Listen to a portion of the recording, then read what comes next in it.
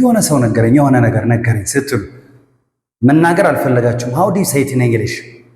Yeah, you say a little bird told me. A little bird told me. ውስጤ ነገረኝ. How do you say it in English?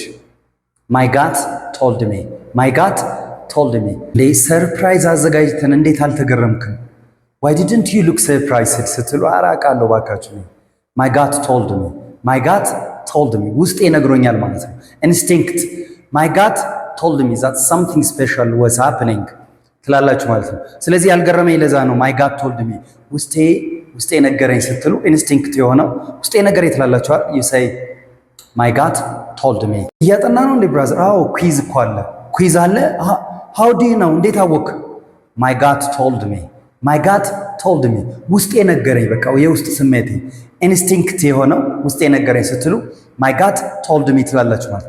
my gut ማለት የሆነ ውስጣችሁ ስታምኑበት my gut told me brother ይሄ ነገር ትክክል ነው ብለህ አምነህበት ያ my gut told me ስራው ጥሩ ነው ብለህ አስበህ ነው ያ my gut told me አንድ ሰው ሊጋቡ እኮ ነው የሚገርም ስትሉ somebody የሆነ ሊጋቡ ነው ሲሉ how do you know that እንዴት አወቅ ሲላችሁ የሆነ ሰው ነገረኝ የሆነ ነገር ነገረኝ ስትሉ መናገር አልፈለጋችሁም። how do you say it in English? Yeah, you say a little bird told me. A little bird told me. A little bird told me ማለት secret source ነው። መናገር ያልፈለጋችሁት የሆነ ሰው ነገረኝ የሆነ ነገር ነገረኝ ስትሉ another example. How do you know that there is a meeting tomorrow? ነገ ስብሰባ እንዳለ እንዴት አወቅ? A little bird told me brother. A little bird told me.